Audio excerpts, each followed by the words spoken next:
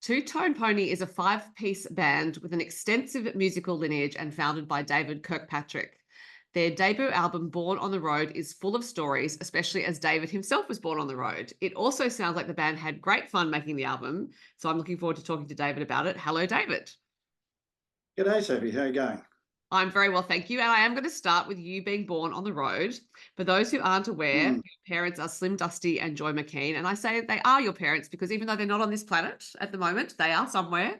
I always think that. From what you tell us in the song, at the time Joy gave birth to you, Slim was already up the road playing a show. So tell us about that. Exactly right. Exactly right. This is 1958, and at that stage they were doing the agricultural show circuit. So they worked on the showgrounds. So the big tents, show alley, all the people up the front spruiking and roll up, and uh, they were working, moving up the coastline. So you do Sydney, you work your way up to Brisbane. Got to Rockhampton. Mum was pregnant. Rockhampton thought, right, I better stop here. Her mother had come up and was staying with her. But the show itself was going on to Cairns. So Slim was the star of the show. So he went up to Cairns. And exactly, I was born in Rockhampton, no dramas. A week later, we got on a train, apparently, with my mum and my grandmother, and a heap of cane cutters from Innisfail, and we travelled up the coastline to Cairns and rejoined the show. And yeah, that was then 6, 7 years of travelling non-stop. So that suggests that Joy was 9 months pregnant and about to give birth and still performing right up until the time you Yeah, arrived. oh, absolutely. Yeah, no, she would have been absolutely still running the show and still performing. I've no doubt. Yeah. She was an extraordinarily adept human being. And obviously, you and your sister Anne have inherited a lot of the characteristics of both of your parents, the musical characteristics and otherwise. But I also wonder, growing up around parents who were like that, who just were taking things in their stride and traveling so much, maybe you thought all parents were like that, but I do think they were exceptional. Well, yeah, but you're right. I mean, I just grew up thinking that was a normal sort of lifestyle, and uh, this is why, with some of the songs I've written, I am now looking back with the hindsight of age to actually realise that it was quite a unusual and extraordinary upbringing. Even later on, even after I wasn't permanently with the show, and because I saw the music business, as I say, from the sidelines. I watched all the shows from the side of the stage, and I saw what was going on backstage. So I could see all the people running around, getting changed, putting stuff on, all the shenanigans that went on. So I wasn't. I guess that's one of the things. I was never starry-eyed about the music business. I saw the hard work, the hard yakka, the setting up, the pulling down, the traveling, the miles. So it looked like a job to me, and I just thought that was a pretty normal sort of job and a pretty normal sort of lifestyle. And the trouble was, I then went to boarding school. So again, I was sort of cocooned in boarding school. I didn't really have any great experience with other people's normal 9 to 5 sort of parenting, because all the kids I knew were actually there from the rural areas in particular. Also had a lot of kids from Papua New Guinea and the islands were boarders. And so yeah, it was only later in life that I got a bit of a taste of what people thought was normal Mm. upbringing. I didn't think it was abnormal, but to other people, they probably thought it was. I mean, given that it was all you were used to, obviously you just took it in your stride. But there's always a point where kids become a little bit embarrassed about their parents and what they do. Was there a phase that you went through where you thought, "Oh no, like I can't believe they do this"? Yeah, no, not really. I got teased by certain people, particularly, from country music and stuff like that, when before it became more of a mainstream, and before Slim and Joy sort of moved from being country music performers to being Australian icons. There was a real shift in public perception about Slim and Joy around about the late 80s into the 90s, where they became cultural icons, as well as musicians. Um, I don't think my parents have any idea of the amount of physical fights I got into with a few, bullies or loudmouth people having a go at me about my parents. I certainly arced up if that happened. I wasn't someone to sit back and just take it. So it didn't happen very often. And my broken nose didn't come from that. It came from football. Well, except maybe having those fights toughened you up for football. Who knows? I don't know. I don't know. It's yeah. But look, it did I? Oh, gosh, I don't know. Probably did at some stage in my teenage years.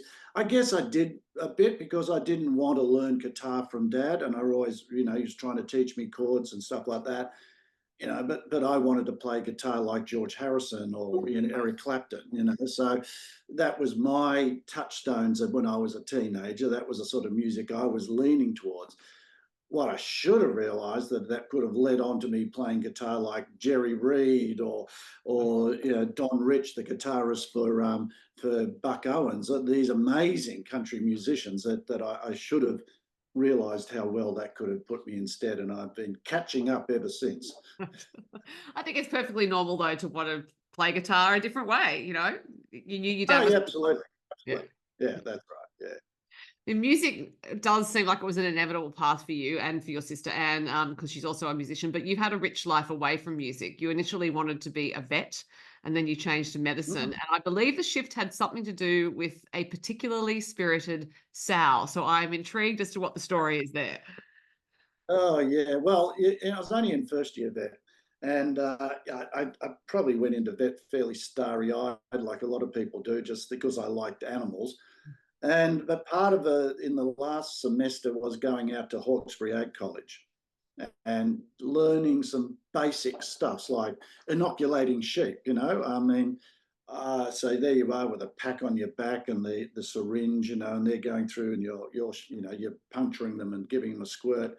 I managed to miss one and actually vaccinate myself in my thigh against pulpy kidney disease.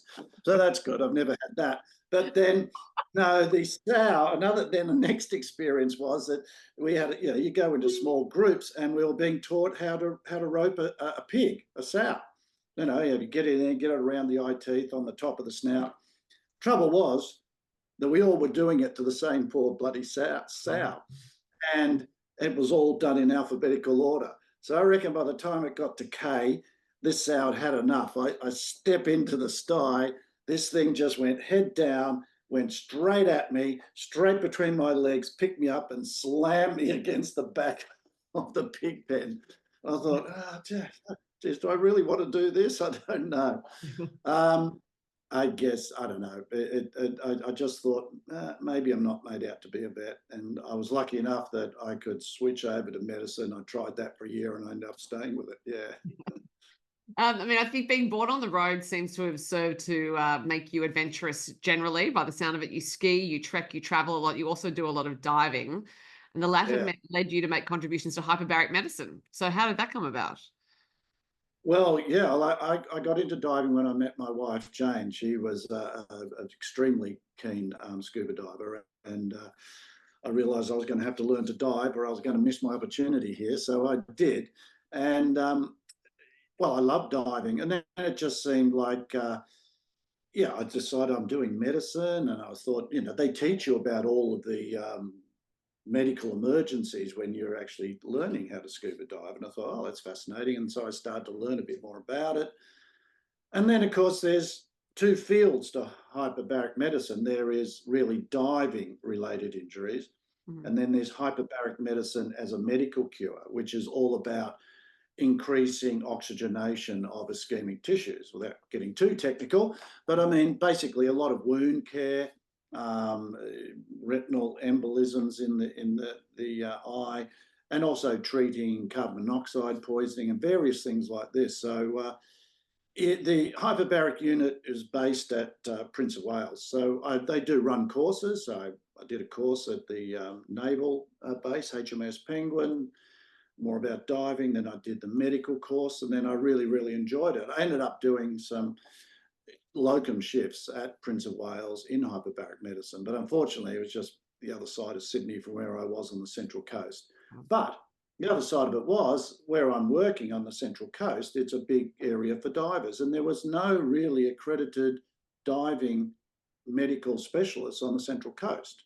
So I knew through diving most of the dive shops and operators. So once they knew that I was actually interested, there was someone that they could call locally just to run something past, or if they were concerned, they'd send them in and ask for me. So yeah, it became I think it's always good to have a little subspecialty, and that became one of mine. Yeah. And I should just say for listeners who aren't from Sydney, Prince of Wales is a hospital in Randwick, and HMAS Penguin I actually live very nearby to, and that is a naval base without a ship attached. Penguin. Yes. Yeah. And always has the best real estate and the best views. I remember going to the mess hall and then wandering down and sitting there looking out over Middle Harbour. It's just magnificent, isn't it? Oh yes, look, you're right. Prime real estate where that particular base is, and the part of the reason why I'm asking you about this is that I do think it's related to the Born on the Road theme, because it seems to me that those early years with big skies and wide horizons, and your parents on a permanent sort of adventure, even though there was obviously so much work attached, must have shaped your world and trained you really to be curious, because you were constantly seeing new things. You were on this adventure, and made you curious now, I would imagine, as a musician and a songwriter too. So it's all just been this long continuum from birth, as far as I can tell. Yeah, you're right, because even obviously I've always loved traveling, and that was in it. I like nothing better than being in the outback with the big horizons, as you say. But I also love being trekking in South America and in the Himalayas and the huge horizons there and all of that sort of thing. So it's I'm actually at the moment about to embark for the next 6 months on getting myself into shape for trekking in Patagonia next year in February.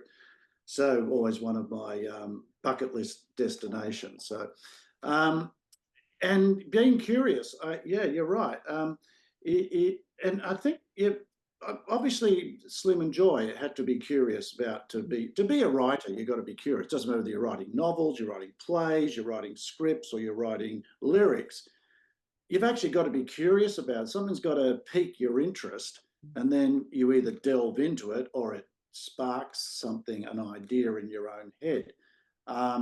So you really, there's a couple of songs on this album where I actually, rather than just writing like, oh, I got an idea, a theme, I got an idea, but I really needed to do some research to actually know what I was talking about. In the song Caroline, which is about the steam trading route on the Murray-Darling, I sort of came up with it. I thought, well, I learnt this very much from my mother. My mother was a great researcher. When she writes a song, she decided she'd write a song on the Indian Pacific about the train. So she researched it all. And so she always made sure she had the right terminology, everything like that. She said, nothing worse than you write a song and you just put what you think's in it. And people who really know, the fettlers, the people, those people who worked on the railway, they'll come up to you and say, yeah, but all that's wrong. So you've really got to do your research. You said, if you want to write a story, you got to make sure you get your facts right. It's like a good journalist, or novelist. They all do that. I was fascinated. Peter Carey, the Australian author, when he wrote his novel, I think it's The Tax Inspector, and for some reason in that there's something to do with some singing country musicians, sisters, which of course was Joy and Heather. And I remember his research assistant coming out to St Ives to interview Joy about getting these facts for Peter. So, it's those sort of things. You see that there's hard work behind all of this, and even if it's a artistic endeavor, there's still you've got to get the facts. You've got to do the factual basis for it. Even if you want to then take it on a flight of fancy, you've got to have something that you base that around. I think it also stems from, and this would have been true for Joy as well. It's a consideration of the audience. It's a politeness and respecting that relationship. It's like, I want to get this right for you. Yeah, that was very much so. You don't, the old saying in the show business, you don't treat your audience like mugs, because people know when they're being condescended or talked down to or taken for a ride. They'll see through you very, very quickly, no matter how smart you think you are. So you've got to get things right. I've had a 6-year-old come up to me at the end of a show when I was doing one of Dad's songs to tell me I got the words wrong in one line. I'll bring it from the top end. I said, yeah, you're right. I forgot it, all right. I had to make it up on the go. I've seen my father do that. I've been on backstage watching Dad, and suddenly he's obviously had a bit of a mind blank, and I've seen him make up an entire verse on the spot and carry on as if nothing happened. Yeah. Well, there you go. That was a unique performance for that audience that day. Exactly. So you got a special deal. Yeah. But also, I think for any performer, your parents, anyone, remembering lyrics for a whole lot of songs at once would be tricky, because you'd have so many songs in your head at any given time. Yeah, look, especially when, I use pictures, mind maps, pictures. So for the beginning of every verse, I know what, if it's that's why I like songs that make sense. When I was working in cover bands and that, you're right, trying to remember the lyrics to a song by U2 with Bono's written, and you read the lyrics and you go, what does any of this mean except for the chorus? How do I remember this? It's rubbish. But anyway, I get an idea in my head as I go along. So at the beginning, once I got that first line of the verse, I'm right. I mean, I'm always in awe of actors, on the stage. I cannot believe how someone can do a 2-hour play and remember all those lines. Who can memorize Shakespearean, someone like John Bell, it's just think how many Shakespearean plays has he's done, and they remember all that stuff. It's a talent that obviously is that again, they would work on it, their techniques. He may use a mind map as well. He might have his own version of that. It's all about, you got to have something. Not many of us have photographic memory, so we've all got to have something to latch it onto. Yeah.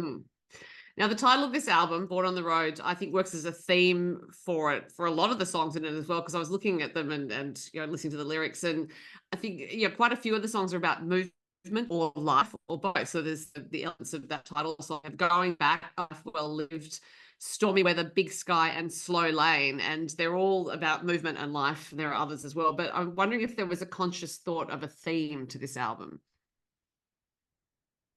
I can't say that there was a conscious theme. I think you're right. Looking back on them now, it's easier to see that subconscious theme, and definitely, obviously, that's what that's what moves me, is that movement and all of that sort of idea of keeping moving. I don't like the idea of being static, stationary. You've got to. I've always had, happy to take on new challenges, whether it be deciding to train in medicine, in a field of medicine that wasn't even formally recognised yet, and taking that leap of faith and moving forward in emergency medicine, to, playing in a band that I was just comfortably singing and playing a bit of rhythm guitar, and the lead guitarist quit with 1 week before a gig, and suddenly I had to become the lead guitarist overnight, and it was the best thing for me. And playing in a cover band where I had to be democratic and played songs that I wouldn't normally ever want to play, but God, it really do learn a lot more about techniques and those sort of ideas. So yeah, it's I am conscious of it, and I guess now I'm a little self-conscious of it, that I try to think, well, no, I can't keep writing about those. I've got to make sure I'm not just getting stuck in a rut here, so to speak. But to try and move along to a few more themes, which is, as I said, I tried to do in a song on the flood, which I really researched, or not researched, but I really tried to channel the community feelings of being involved in a catastrophe like that. I know you were talking about working as an emergency physician, and from what I understand, you were one of the earliest people in Australia, as an very early that discipline in Australia. And yeah, that's a field of medicine that has a lot of risk. And as you're talking about your work, whether as a musician or as a doctor, and thinking about the things you're interested in, a lot of them seem to have elements of risk. And it brought to mind for me something that the Sydney-based singer-songwriter Andy Gollage said to me recently in an interview. He believes that live music should always have an element of danger. And I'm just thinking about, for you, I'm wondering whether actually being a performing musician with that element of danger actually sort of feeds into other things, maybe so that you assess risk differently because you grew up with it. You grew up seeing your parents basically taking a risk every time they stepped on stage, that a risk that people wouldn't like them, a risk that they might forget a verse and have to make up a new one. So that idea that life is not in a way, I suppose. It's not scripted, it would be terribly boring if your life was scripted, wouldn't it be? And so you're right. Well, that was it. Emergency medicine. You didn't know what was going to happen. You went to work and stepped in. You had no idea what's coming through the door. So you had to be ready for everything. And but you're prepared. Now it's the same when you go on stage. You've rehearsed. You've got your songs. You're prepared. But every audience is different. How they, one song that you think usually goes really well goes flat. So what's the problem? Is it the band? Are you lacking energy, or is it just you need to, try and emphasize some of the other stuff? And I guess that's the danger side of it is like, when things take off, and that's the great feeling when the song just sort of everything gels and it takes off, and you think, gosh, can this be this good? Where's it going to crash? Is it really going to be good? And if it isn't, and it doesn't crash, it's absolutely terrific, and it's a wonderful. I don't think there's a much better feeling than when you finish a song and you look around and everyone's beaming because they just know it just really worked. Yeah. And there's a bedrock of familiarity for you within this band. Your brother-in-law is in it, and you brought the band members together. So I would imagine when things take off, you would have that bedrock of familiarity to draw from, hopefully, unless you just think, well, no, we're all flying free here. Well, no, it definitely, and I mean, as the bands go along and then you get very comfortable with everyone, well, you get trust everyone. You've got to trust. You've got a team, and that's where people ask me, well, why didn't you be a solo artist? Why isn't it David Kirkpatrick and Two-Tone Painting or whatever? Well, I've always tended to work in a team. I worked in a team in medicine. It's a team of everyone. It's not just me. It's the nurses, the paramedics, the physios. It's all of us working together. And I love that team approach. And in a microcosm, this is what the band is. And we are a band of friends as well as a band of musicians. So we enjoy what we're doing. We're all we're doing this because we love it. Okay, we're not doing it to make a living, and we're in that lucky position. I think being a working musician these days is incredibly difficult. Well, being a working artist, whether you be you're painting or you're dancing or whatever. I just think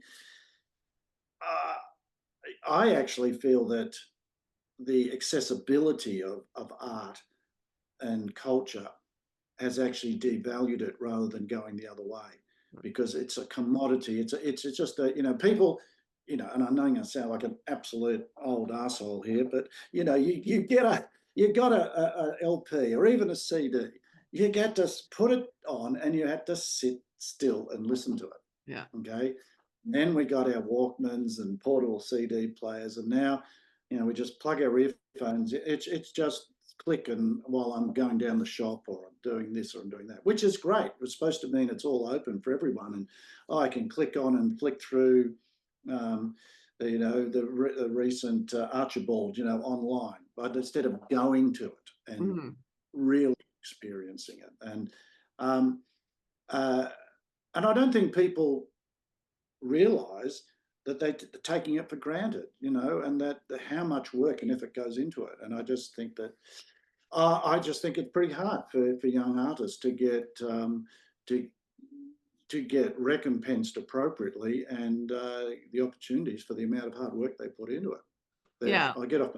soapbox now. Yeah. Well, no, I'm about to join you on the soapbox, David, because my take on on another angle of that is, and perhaps controversially, is that in an era where everyone's told they're a special snowflake and they're gifted and talented, there's this tendency to look at artists and think, well, I can do that. They're not that special. And then I think we go back to what you were describing as seeing as a child, the work that went on behind the scenes. That's the invisible part of being able to create great art, which is that it is like that whole saying about, you see the duck gliding on the water, but you don't see the little, paddles underneath going. And and it is true. But yeah, when not everyone is the same sort of gifted and talented, and art should be valued because it is so fundamental to our existence as humans to make everyday life better. It is. It's incredibly important, and everyone's so concerned about their mental health these days. Well, this is what art and culture, that sitting and reading a good book is fantastic for mental health. Sitting and listening to good music, going to a gallery and seeing amazing paintings in an art museum. It's just uplifting. You walk out thinking, oh, yeah, life's pretty good. And I think you're right. I think sometimes we just gloss over that, but yeah, it really bugs me when people say, why should I have to pay for to watch a movie or something? Why can't I just get it free on stream? Yeah. You're never going to see any of these movies if you don't pay the people who write it and produce it. Where do you think where the next movie is going to come from? Yeah. It's just craziness to me. Yeah. It is. And I could probably keep you on this conversational topic for a long time, but I do want to come back to the songs on the album, because we're going to come back. Sorry, I digress a lot. Yeah. No. It interests me to talk about it, but I am here to talk about the album, and I am intrigued about the song Slow Lane, and because you wrote it on the M1, which is the old F3, which is the road from City to Gosford. Were you stuck behind a truck when you were writing it on the M1? Oh no, I'd always try to keep out of that real left lane. Yeah, that's right, because you do get stuck behind them and you can't get around it. I was just going up and down to Sydney a lot at a certain period, and I don't know where I got it. It was early on, after I had actually retired out of medicine, and I was sort of just starting the band. And I guess I was just thinking about, I'm taking up this new project, and but it's not crazy. I'm not trying to kill myself over it. I'm doing it because I love it, and my wife would say, you've hardly been in the slow lane since you've taken up this new band. It's the opposite. But to me, it's like, to me, just rehearsing with the band or writing songs and whatever, I just find that to me, I am just chilling out and taking my time and doing it, and when I get obsessed with writing a song, I just keep going and going, but I don't even think about it. I feel like I'm just gliding along, and I guess that's the sort of feeling I got. And then I was also, you would know, driving up and down the freeway, particularly if you're going down at 6 or 7 o'clock in the morning, and you're not in a rush. But everyone with a ute is, and they are just screaming past you. They're overtaking, they're cutting in. And I'm thinking, you're just going to end up, you're going to kill yourself, and that's a bit about it. Everyone's just rushing around. All they're going to get is a hole in the ground, it just seems like these people are running themselves into the ground. I'm thinking, I don't have to do that. Yeah. Yeah. I can take my time over the Mooney Bridge. I'm not taking any risks. Yeah, right, yeah. Now, Stormy Weather, I was interested in because it is about, you mentioned your wife, Jane. It is about your long marriage to her, and it's a little bit of misdirection in the title, I think, because you listen to... that was exactly right. And I had a bit of explaining to do when I first played it, and told Jane that I'd written a song about her, in which she asked what I called it. And when I said Stormy Weather, yeah, that's right. I had to sort of explain, it's the converse, you and I together will get through the stormy weather. That's what it's all about. So, yeah, it's just came to me. We've just recently had our 40th wedding year, 40 years wedding anniversary. And it's been an incredibly amazing and beautiful relationship that we've had. And we and it's just that I think I look back and just think, how lucky I am that we have been. Everyone has rough times, but it's not necessarily talking about between ourselves. We have rough times when parents are sick or siblings are sick or work's hard.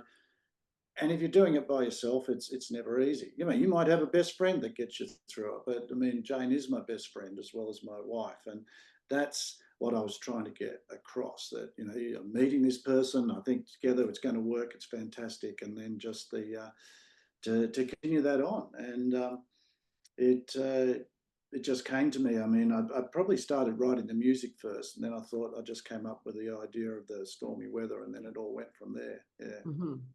Now, you could have had your pick of producers to work on this album because you would know a lot of people in the Australian music industry. You worked with Rod McCormack, so I'm intrigued why you chose Rod. Well, I mean, there's a couple of good reasons. One is he's on the Central Coast, so it's close by. He's got a brilliant studio. I've been there before to do a few little things, and I've known Rod for quite a long time. So in a social aspect, nothing to do with music. In fact, I first met Rod and his brother Jeff. We were doing a couple of songs for a preschool, believe it or not, as a bit of a fundraiser. And they had just started working with Lee Kernaghan and his band, and that was a real big breakout for them. And but they knew all. I said, "Oh, do you know Indian Pacific?" And they said, "Yeah, of course." And bang, we just played that. So Rod, I felt comfortable with Rod. I knew he had he wasn't narrow in his musical taste. I really like his traditional musical taste because he played bluegrass. Banjo was his main instrument, how he started off. And then obviously he can play everything, and he's got a great ear. So he's got a great sympathetic ear. He listens to your songs. He doesn't try and imprint his ideas on it, but he picks out the ideas so well of what you are trying to what we were trying to do or what we wanted to do. And he says, well, this is what you're trying to do here, I think, and this is how I reckon if you did this, we can bring that out, which is what a good producer should be, I suppose. And it was interesting because, I mean, I'm very comfortable in a recording studio. I've grown up my whole life. Every Christmas holidays, I'd be spending a couple of weeks in the EMI 301 studios while Dad was recording, wandering in and out. I was sitting in the consoles. It was all pretty normal for me. But for most of the people in my band, apart from my brother-in-law, Greg, who has a background in studio management, it was a new experience, and they were a little bit nervous, understandably. And Rod just made him feel very comfortable. He's very accepting, and he really brought the best out of them and brought us together as a band. Yeah. Well, it did sound like you had fun on the recording, as I said at the top. And I would imagine that for you now, this is the start of a longer project. There will be more songs, more albums, and more shows. Definitely. Yeah, we're well, and I've got a swag of songs. It's great because we're performing them all the time. So, we're already working up 3-4 new songs into our set we're playing this Friday. We'll be using new songs in even though we're doing it as an album showcase, we're actually going to showcase the new songs as well, Which is your prerogative. They're your songs. Exactly. Well, people want to hear what else is coming, I'm sure. That's right. Well, I've had you talking for quite a while, so I will let you go. But the album is wonderful. It is called Born on the Road. David, as it was the first time I spoke to you, so interesting to speak to you. I would be happy to digress on other subjects, but I will keep it to time today. Thank you so much for your time. My pleasure, Sophie. Lovely to chat.